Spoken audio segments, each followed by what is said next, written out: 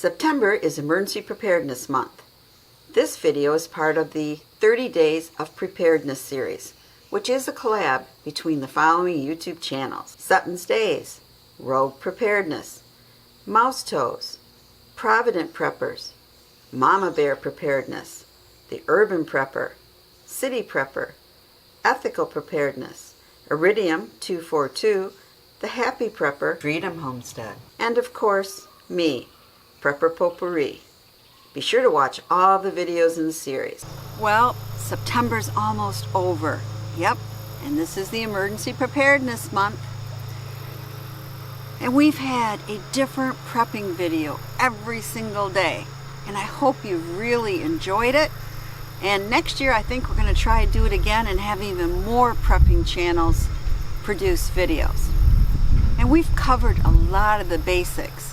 You know, water purification and collection, food storage, rotation, alternative ways to cook it, home first aid kits, get home or grab and go bags and vehicle kits, and even home sanitation and collecting seeds from your garden and growing plants inside. So we've covered a lot of different basic subjects, and I hope you've really enjoyed it.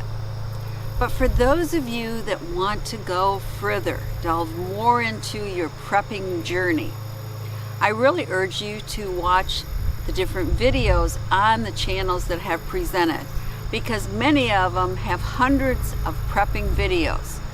And I urge you to look up those channels and look up and watch some of those older videos.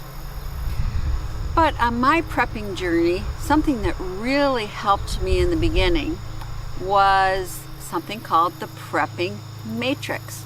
And it was created in 2013 by the Prepper Link channel, and it was a mind map. They were kind of popular back then. And it's really helped me look into a certain area and delve further. Let me show you what I mean. And here are two different sites where you can download the Prepping Matrix.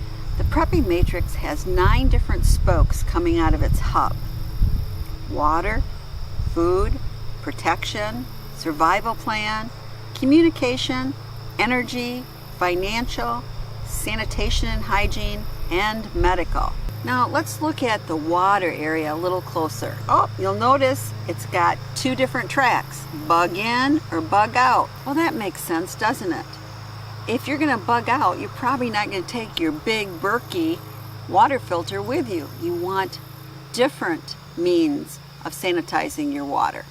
So let's look at the water a little closer. Well, if you're bugging out, you need to have stored water supply in your vehicle if that's what you're using, or carry it with you. And how can you collect water? It goes into different methods. And then there are different methods for treatment. All great ideas to learn. And of course, bugging in goes into your stored water supply. Do you have a well? Do you have city? If you have a well, what do you do if you lose your power? Well, you still have water, and a variety of different ways to treat that water. So it makes you think, should I have water barrels to collect water? Do I have the right filters if I had to hoof it so I could still have potable water to drink? It goes through a lot of different areas, and it makes you think. And then when you look at the food area, you know, Rogue Preparedness talked a little bit about foraging, but that's important. Maybe you're going to need to supplement what you have for your food storage. Do you know how to garden or farm? So in addition to growing crops, think about having livestock. You know, it can be as simple as having quail or rabbits or chickens, or bigger animals such as cows and pigs. And it also talks about your food supply. You know, do you have a 72-hour supply, then a 1 month? You know, what do you have in your food storage? And of course, it's also going over fishing and hunting and trapping and other ways to supplement that food storage. So when you look at that, you think, okay, do I have the skills needed? Do I know how to identify plants so I can forage? Do I know how to garden? You know, it's not something you should start the day after a disaster. Do I know how to fish and where I can fish close to my house? Do I know how to hunt? And maybe it's hunting squirrels. As you know, I just uploaded a squirrel stew recipe. So a lot of different things to think about for the food area. And of course, something close to my heart would be food preservation. Do you know how to can? Water bath pressure can. Do you know how to dehydrate? Either in your solar oven, in the sun, in your regular oven, or a dehydrator. Do you know how to preserve meat? What are the skills that you should learn to make you a better prepper survivor?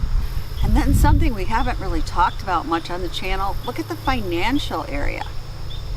You know, are you solvent? Do you have a good plan? Do you have so much cash stashed? Do you have some cash and coins in your vehicle, in your bug out bag? Have you considered investing in precious metals? As you know, I have not, but I've looked into it. And do you have barter goods? All things to consider. Of course, my thing, I think, number one financial thing is try to reduce your debt as far as possible before something bad happens. And again, something we haven't talked about much in the Emergency Preparedness Collab is communication. And it's very, very important. Do you have a way to communicate with your family if something happens? Do you have a spot to go to rendezvous? Do you have little walkie-talkies you can use? Do you have a ham radio license? Something great to have, but again, another skill, more training. And then there's the area of energy, right? And hey, I'm in the north. Pretty soon we'll have winter. When we lose our power in the winter, it's not fun. I've lost power at my house before for 4 days, and believe me, you are seeing your breath by the end of the first day. It gets darn cold. So what can you do? Do you have a generator? Do you have a wood burning stove? What do you have to keep yourself warm? Maybe you have one of those buddy heaters. All things to think about in the energy area. And of course, I'm envious of all those people that have great solar power battery banks set up. But again, the matrix goes into all different areas and things to consider. So it goes out in all different ways. You have a bubble here, a bubble here, a bubble here, all connected. But as you go through it, you start evaluating your own preps. Do I have what I need if this would happen? So to me, the matrix is really a great schematic to make you think and to evaluate and help you in your prepping journey. You know, I've heard of people that say, hey, I'm done. I got all my preps covered. And that's great if you feel satisfied. To me, I'll never be done. It is a journey, right? I'm learning new skills. I'm trying to make myself and my family more protected, safe, and I'm always looking at something else. We've been saving up the money, and I hope to have a generator soon, a whole house generator. So I will have my furnace during the winter if we have power outages. Or I also will have all my freezers and power for them so I don't lose meat if we lose power in the summer. That's one thing I've been working on, and it's been something I've wanted since 2013. So as you go through this, you'll come up with many wishes and areas to work at, but I think it's a great way to visualize and see what you got and what you still need. So I hope you find this helpful, and I wish you all the best of luck on your prepping journey. Please stay safe.